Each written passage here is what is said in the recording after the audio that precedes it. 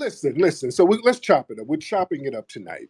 Now, family, for a long now, this hip hop conversation has been going on, and it's a very healthy conversation, I think, because we're getting a lot of straightening going on. As you guys know, we're going to start doing this documentary about the real FBA roots of hip hop music. That's going to be a very important piece. We're going to start on that possibly next month or sooner. We're going to get on that real quick because I'm almost done with the American Maroon film. But family, this is very important that we do this. It's important that we gatekeep our culture because a lot of times certain things get put out there, certain things get said, and when it doesn't get corrected, it just lingers as truth. All right? This is why it's important to get some straightening going early on.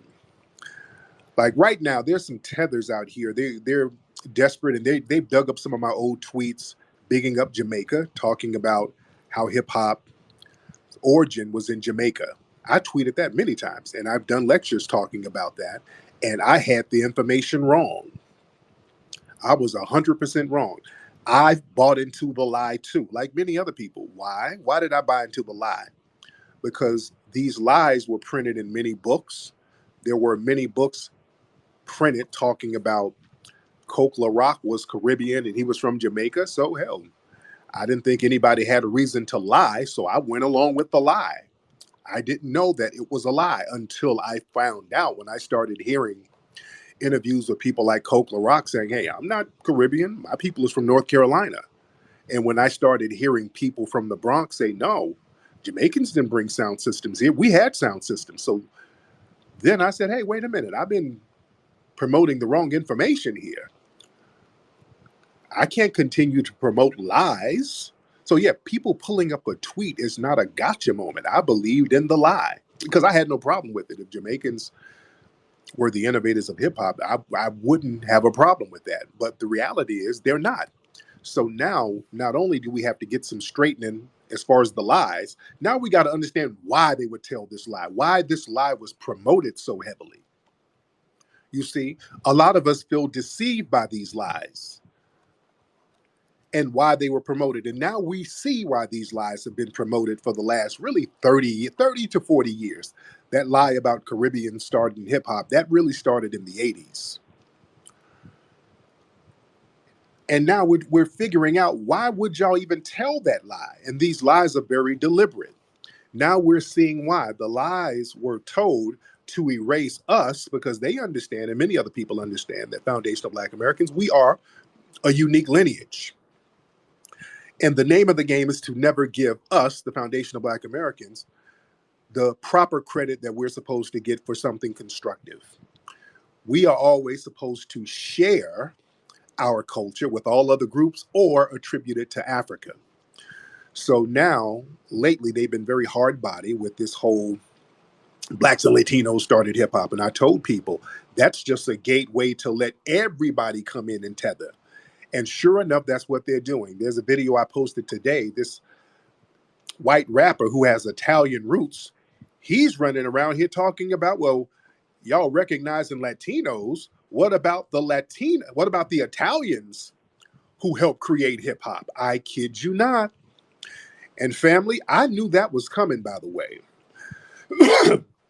I knew the Italians helped start hip hop thing. I knew that was coming because of a couple of the graffiti artists who came later. They were Italian. Also, a very important figure, Sal from the Disco Fever, he had a venue that allowed a lot of rap artists to come in and do their thing. So I said, sooner or later, they're going to start using Sal to say that Italians were co-creators of hip hop too. I knew that was coming. And right now, these people see that the coast is clear to come through with more lies for the new generation. And they see how weak a lot of the old school hip hop heads are because these dudes don't want to rock the boat. And they sit around here allowing the lies to go through, which is a very bad mistake. So now these people are just saying anything. So let me let y'all hear this clip of this white man talking about, well, we got to give it up to the Italians too. Listen to this, family. Hold on. I think it's really cool lately that the Latins and the Puerto Ricans are getting their credit for having an involvement in the creation of hip hop. And now I think it's only right that a culture that hip hop has been taken from and feeding off for all these years, the Italian culture, I think some of our guys get some recognition. I mean, you can't talk about hip hop and graffiti without mentioning Scene, who's the biggest graffiti artist of all time. You really can't talk about. He wasn't a creator, buddy. As we know, modern graffiti was created by a foundation of Black America named Cornbread out of Philly. Hip hop parties without talking about South from Fever Records. I mean, I'm young, but I'm pretty sure there's more guys. If you're more educated than me. No, they're not more guys. They're not more guys. Sal was the only one. Sal was the only one. The Italian community was just as racist now as they were then towards Black people.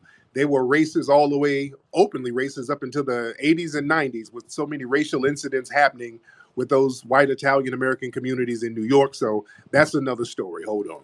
Than me, drop some names in the comments, but I think it's time that us Italian hip hoppers get the respect that we deserve because, well, like I said before, hip hop is a New York City street culture, and you can't tell me that Italians ain't on the streets. Can't tell me that. Oh God! I think it's really cool lately that family. This is what we get for all of this. Inviting everybody to the damn barbecue, man. This is what we get. We are to blame for this nonsense that's being spewed out here. When we start letting other groups come in and try to infiltrate the culture, everybody feels like they can do it. This is big, man. This is more serious than we try to make it out to be. We can't give away our great contributions. We have to gatekeep that stuff. Now, everything this guy said was horse crap. Again, but they see the Latinos doing it, so they're like, why not? Why not us? We were there too. We were around. We were on the streets. You know what I'm saying? So everybody is looking at us as a free lunch because we have so many Ascus and Negroes who are afraid to say no. This is our culture. Got to stop being afraid to do that. That's why so many people are real butthurt about this documentary that we got coming out. We haven't even started filming, and these people out here copping pleas because they know we're going to get some straightening. We're going to clean all of this stuff up. We're going to get the chronology, all of that stuff correct. We're going to show what was really going on with the Puerto Ricans up in New York. Some of those Puerto Rican gangs, and some brothers were pointing this out earlier, in New York in the 70s. You know, many of these Puerto Rican gangs like the Savage Nomads and people like that, these guys were running around with jackets with swastikas on them. Many of these Puerto Rican gangs were running around here with their jackets that had all types of Nazi memorabilia on it. Do y'all know that? And at the creation of hip hop, Black people, there was a consciousness there. That's the what I call the sixth element of hip hop. A Black consciousness was there. You had a lot of brothers who were motivated by the 5%ers. You know, that was a big movement at the time. So there was a Black consciousness going on at the time. These brothers with a Black consciousness mindset, they're not going to really be running around too close with dudes with swastikas on their damn jackets. We got to tell all of this stuff, see? We're going to get all of that stuff straight, ladies and gentlemen. It's very important to get some straightening. But like I said, when it comes to certain parts of our culture, if people can't glom off of it and attribute it to some of their culture, they try to ignore it. We've been having a friendly debate on Twitter, and our brother, where's Marcel? There's Marcel in here. People were talking about, there's a friendly debate, just a debate between the FBA family, talking about New Orleans food and South Carolina's food. There's a big debate about that. It's a friendly debate. And I'm on the side of South Carolina. And I love Louisiana food. I love New Orleans food. I love it to life. And I made a joke earlier. I said, hey, man, South Carolina food is just a tad bit better. And people thought I was BSing, but I really believe that. The food is just a tad bit better. That food in South Carolina hits different. Gumbo originally came out of South Carolina. This is what they told me out there. It's like okra stew. And we're debating back and forth about that, but the people in South Carolina said the gumbo came from there. Now, why is Louisiana food more popular? See, we got to look into this thing as far as the culture and how other groups can glom off of it.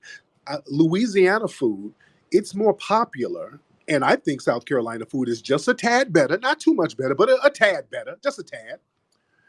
I think the reason why South Carolina don't get the recognition is Louisiana, because with Louisiana, they can always attach the cuisine there to French society. You know what I'm saying? So the food there, a lot of them, the food there have French names or Creole names, so they can say, well, this dish, well, it's a combination of Black American, Native American, and French cuisine.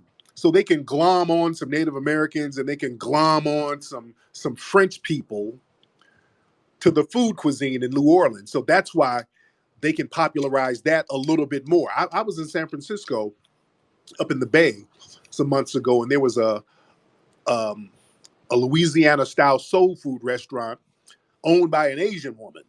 She was the cook. And they were saying that, well, Asians had a hand in creating the Creole Louisiana dishes too, because there was a large Asian population of Filipinos down there. So they glom on everybody to Louisiana food. And let's be clear, all of those dishes, it's from Black folks. It's all Black people, because there's no food in the Philippines or in France that tastes anything like the food down there in Louisiana. The missing ingredient, that's the Black people there. Let's be clear. But they don't give that type of props to South Carolina. Why? Because South Carolina is all FBA. You can't attach some French and all of these other people. You can't attach Asians. You can't attach all these other people. It's all FBA in South Carolina. You dig? So they don't give it the same kind of props that they give Louisiana. If they give some food in South Carolina or over there in Georgia props, they got to give it to a white woman who stole the recipe, like a Paula Deen or somebody. That's the only time they'll give it some props, if there's a white woman that they can latch on to the food. You dig? See, this is why we got to start saying, hey, this is our culture. This is what we created, and we have to start taking ownership of the things that we created. Let me get my brother Nas Esco in here. All right. What's up, brother Nas? How are you, sir? Hop on, brother.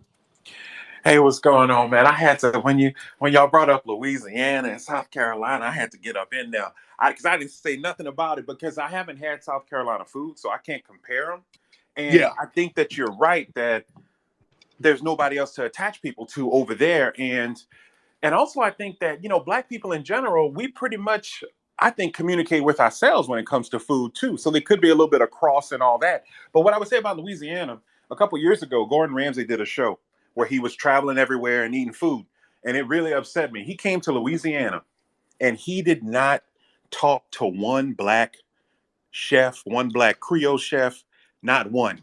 They eat and they stronged on them Asians in there talking about they call them Cajuns, like Cajun plus Asian. Oh, And they Lord. were talking about, well, Lord. out here we catch the crawfish, and we part of the culture, and they put together some old sauce nobody ever had before. But so I can see how they're trying to attach these people. But I tell you one thing, my grandma was a Creole chef, and I've never tasted food as good as hers ever to this day. And I'll tell you right now, beans and rice. I'll cook some beans and rice. I haven't found a restaurant in Louisiana that makes beans and rice better than I do. And my grandma didn't directly teach me. I'm just cooking off of memory.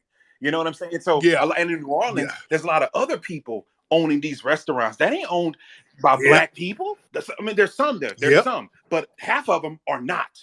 So who knows what you're eating down there? But anyway, I just wanted to Real say talk. that, But thank you, Tariq. Thank you, brother. That's real talk, man. They'll go down there and start interviewing all of these white Cajun people. They play that game they like to play that little word game instead of calling it soul food. Well, this is Cajun food. This is Bayou food.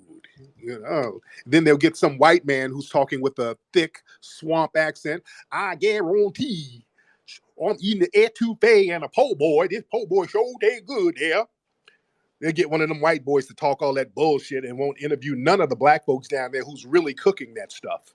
So yeah, that's why they'll big up Louisiana food. I'm telling y'all, man, y'all are sleeping on South Carolina.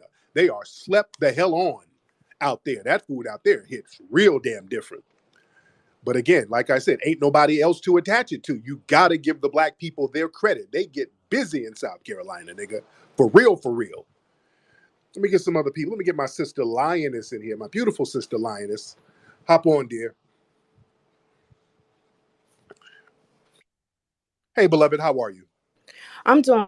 I just wanted to make a comment about the Italians creating hip hop. Just two quick points. One, the movie Do the Right Thing, and our brother Spike Lee put out the film. I know you remember that Yes. monumental scene where all of the different races were going against each other. And if you look at Sal's Pizzeria and his son, who was very hella racist and indicative of many of them folks during that time, he was using like those epithets, Moulian and Mouli, and just saying Yeah. really derogatory things about us. So that is something that came up. Like there was definitely a separation. My father was from Atlantic City, and we would go there during the summertime, and so there was a lot of Italian kids around, and so we would hear the word "muli" a lot, and they weren't on hip-hop. They were on something else in the late 80s and the 90s and stuff growing up. So I wanted to mention that. And then finally, we have to remember that the brother, 16-year-old boy Yusuf Hawkins, was murdered in the Bensonhurst Yep. neighborhood back in 1989 in New York City, and he was just passing through the neighborhood. And so if you ask any of the older folks, like folks in their 50s, 40s, especially, who grew up in Brooklyn and had to pass through Bensonhurst, whether they went to one of those schools or played football or something like that in the area, those brothers can tell you stories about how they used to get chased home every day by Italian teenagers that didn't want them in their neighborhoods. And I'll land on this point too.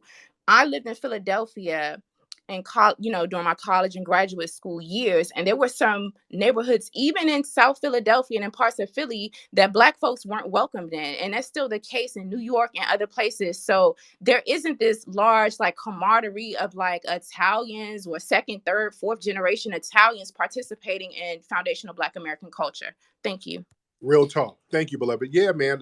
Where my New Yorkers who remember Bensonhurst and Yusef Hawkins, the FBA hip hop community was real big talking about that. There were some people rapping about that at the time. Don't let these people rewrite history with Italians. Man, please.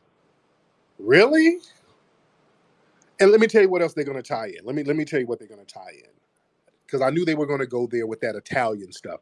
They're going to start tying in Scarface, how a lot of rappers like Scarface. Also, what they're going to do, they're going to start talking about how many Black rappers use Italian names as their hip hop monikers. Gambino, Gotti, and all of that stuff. So they're going to try to tie all of that in. You see, this is why we got to be on top of our game as far as our culture. I already see where they're going with it, family. I already see where they're going. They were like, well, since y'all use some of our crime figure names, that means we created hip hop too, you know? So yeah, it's a hell of a reach, but we let them reach. We got to stop them from reaching. We got to cut that stuff out. What's up, Hustle? Hop on, brother. Yo, what's up, man? I'm gonna be very short because you just took the very point right out of my mouth. Like I was just about to say that it's to the point where I hate that our best rappers and stuff use like Al Capone's and the Scarfaces. You know what I'm saying? Like it, it's to the point where we really can't have nothing to ourselves at this point, and I'm Real, just over it. real talk, man. Thank you for the call, brother. All right, let me see who we got in here. We got a lot of folks in here. Who is this person? Let's get Kobaya. Let's get Kobaya in here. What's up, Kobaya? We'll get Kobaya. What's up, Kobaya? Hey, how you doing? I'm good. Hello? Yeah. Yeah. Hold on. 19. Hold on, 95. Hold on. Now, Kobaya, where you calling from, brother? I'm calling from Orlando, Florida. Okay. What's on your mind, Uh, Kobaya? when I saw this tweet of yours, what was it, a few hours ago? I was like, "Are you serious right now?" I mean, I'm from Ghana. I'm not foundational Black American, but I even know that foundational Black Americans are the founders and originators of hip hop and hip hop culture. So like, that's just Yes, sir. egregious to me. I mean, I didn't even know this, but y'all, it goes back to I saw this video on YouTube about these guys in the 1940s that were even doing some sort of rapping that it was like, oh, yo, that guy's has some bars. I don't know what their names are, but he even goes far as back as that. So for them, for Italian people to try to claim that they started hip hop just like they did with, I mean, I could understand. I mean, when Latinos started saying it, maybe I could give them the benefit of the doubt. Let me at least hear him now. But for Italians to say that, no, I'm not with it, fam. Real talk. And yeah, we're going to clean all of that stuff up. We got to get this history straight. 1995. What's up, brother? Then I get Andrew. 1995. Yeah. What up, Tariq? Yeah, man. I just wanted to tap in as far as like the whole, Italians and their racism, because I had a god brother he was Italian and he was Puerto Rican, and he would tell me like his Italian family was super racist in that they used to give black people names like they used to call us eggplants. Like Yeah. down there in the East Coast, yeah, they used to call us all, and you can even, man, they even got it in movies, and Yes, they do. yeah, they got it in movies where, with Sammy Davis, was it Sammy Davis or something like? Yeah, I guess he was performing, and the one lady, she made a comment talking about, oh yeah, hey, yeah, he just sounds so good, and he's like, whoa, wait a minute, you don't say stuff like that. So yeah, Right. for them, That was yeah, in, I think that was in Goodfellas in one of those movies. But yeah, they've always been funny style with black people, especially in New York. They've always had that funny style stuff. So again, we got to do some straightening here. What's up, Andrew? Hop on, brother. Yes, sir, Tariq, man. Appreciate all your work and everything you do for us, man. I just want to say, man, first and foremost, man, I lost a lot of respect for Buster and Fat Joe over these past couple weeks. And I'm not even going to touch on the Italian thing, man, because it's a foregone conclusion. We already know what time it is when it Yeah. comes to the origins of hip hop. You feel me? So I'm not even going to give them any energy, man. But I'm up here on my third shift trying to grind, right? And I'm over here listening. I'm a big gospel fan. So like my thing is this, man. I'm listening to Dr. Matty Moss Clark, John P. Key, Hezekiah Walker, all these legends. I'm like, they better not touch gospel, man, because Oh yeah. like Oh ain't yeah. no, Oh, they'll give white people credit for gospel next, man. Oh yeah. They come won't on, stop. man. Yeah, they won't stop. Yeah, it's like hell. We already lying. Let's just keep the lying going on. They're gonna say Billy Graham started gospel. Okay, Ozzy, what's up, man? Okay, damn, Ozzy. Okay, okay, this Ozzy dude. Okay. This dude phone was hella janky. Okay, let me see. We got a few people. Let me get on here. We got a lot of folks in here. Lot of folks in here. Okay, let's get this person here. Let's get not in my house with Van Silk. Hop on, sir. Let's get not in my house with Van Silk. Hop on, sir.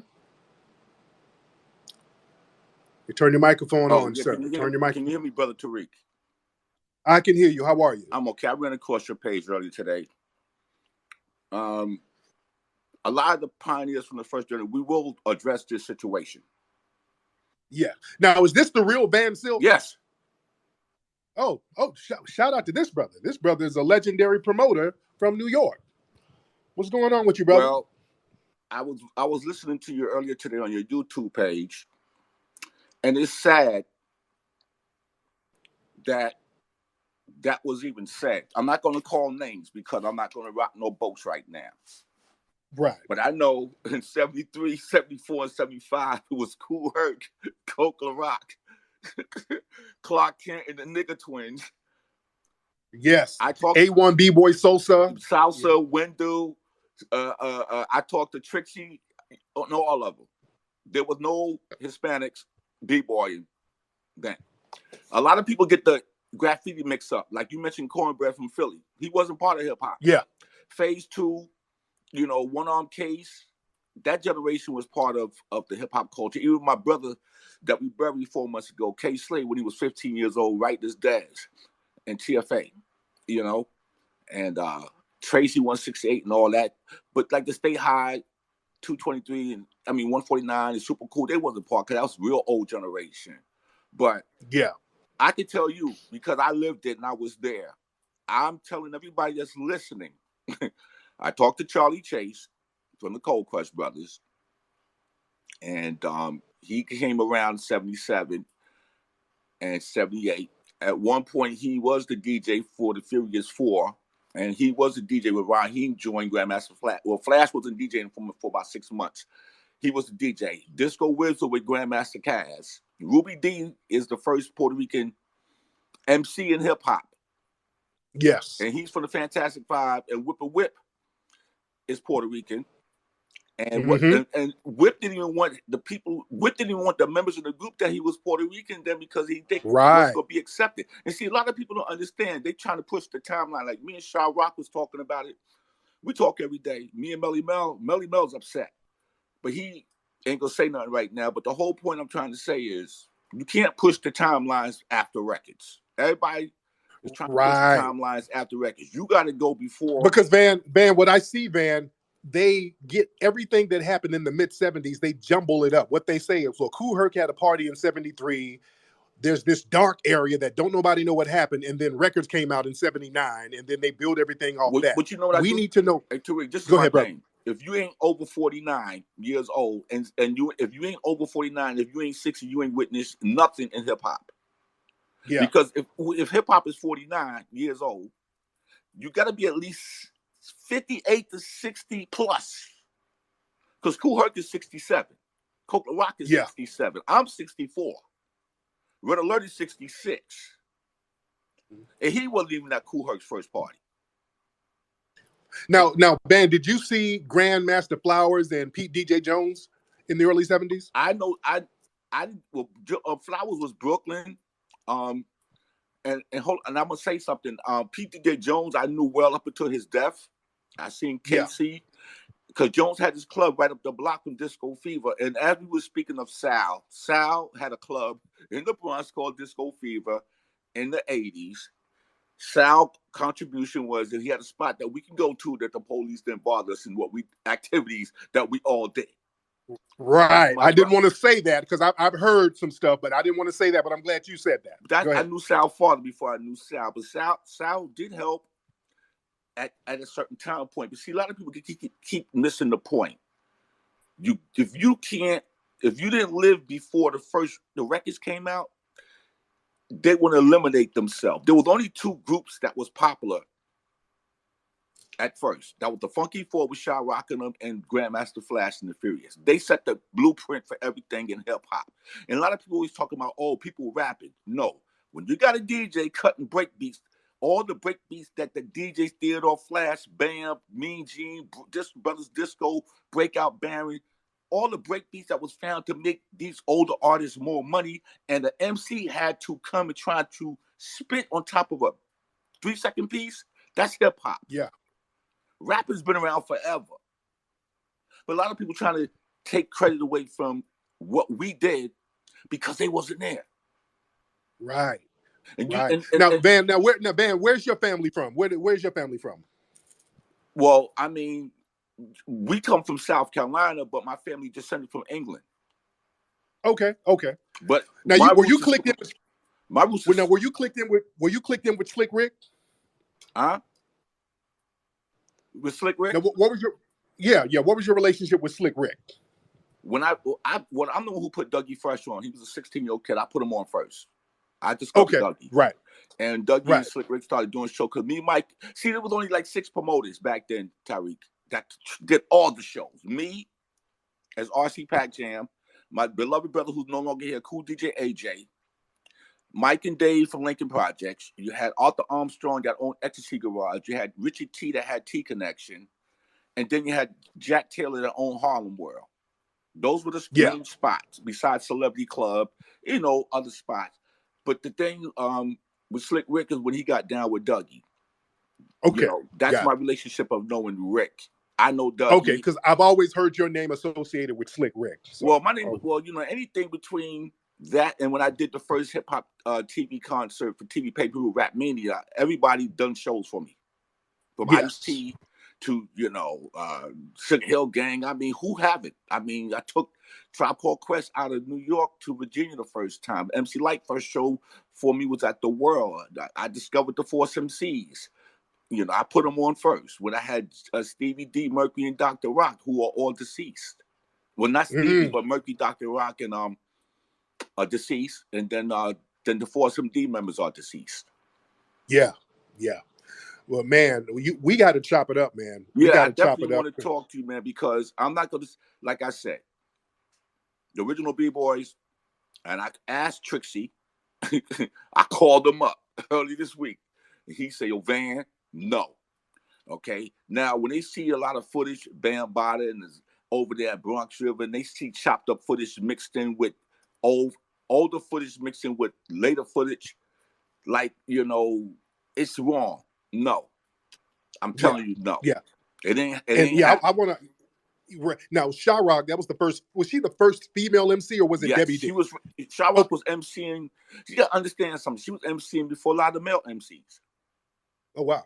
And When did people don't she first start? understand that Flash, Melly Mel, Scorpio, Sharp rocking were B-boys and B-girls before they became MCs.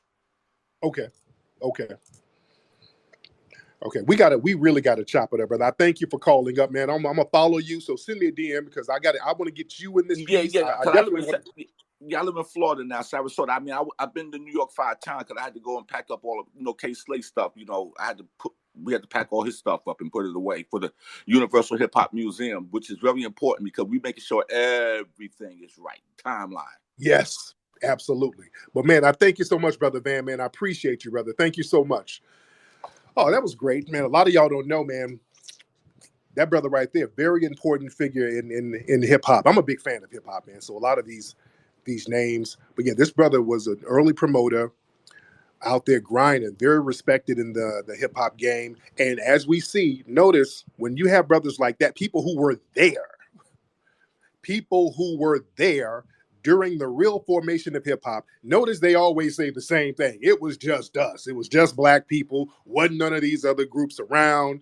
And all of these other hip hop heads, they know it. But again, a lot of them don't want to rock the boat.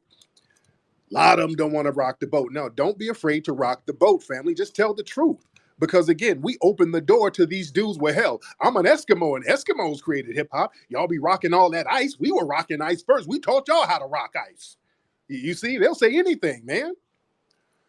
These folks will say anything. That's why it's important to get some of these legendary cats who was there to let the new generation know who they are. I want people to know who Van Silk is. I want people to know the backgrounds of Shy Rock, the first female MC. I love Shy Rock. She's a phenomenal sister. I want people to know this. We should know this. This is real history that is being deliberately hidden. I don't like lies and I don't like hiding history. That's why my films are called Hidden Colors. We got to take all that hidden stuff and bring it back to the forefront and tell the truth. Man, let me get a couple of more calls in here. Who's this brother? Okay, let me see. All right, we got a lot of folks in here. Okay, hold on. Let's get wealthy. Let's get wealthy in here. All right, hop on, dude. How you doing, brother? I'm good. How are you, bro? I'm doing fine. I'm from Detroit, There you FBA, go. from family from Georgia, and I got a couple family from South Carolina. But on the topic, I just wanted to speak on. I don't understand how Italians could speak on our culture when the mob and the Italian people hate us. They hated us like they had vitriol for us for a long time, and the mob had a lot to do with a lot of lynchings. But that's the land of my Yes, they plane. did. Thank you so much, brother. Yes, they Sorry. did. Yes, they. Yes, they did. Blessings. This Let's is get deep. Nisi D. So Hey, Nisi, how are you, dear? I'm doing well. I'm doing well. I've been, listening and everything, and pretty much all I got to say is just like everybody else that was actually there. We were the ones carrying those crates and doing those parties. I do know a few Italians that were friends of mine, but they were roller skating over in Elmhurst and and hanging out, doing a whole different vibe. But they weren't DJing, they weren't making bass bins, they weren't promoting hip hop or doing nothing like that. Matter of fact, when we were doing what we were doing, we didn't even know hip hop was going to become what it became. We hadn't made records yet. Maybe they had dub plates and stuff like that, but it hadn't gone quote unquote commercial. Matter of fact, Right now, when they started Did you grow up in the Bronx? With me?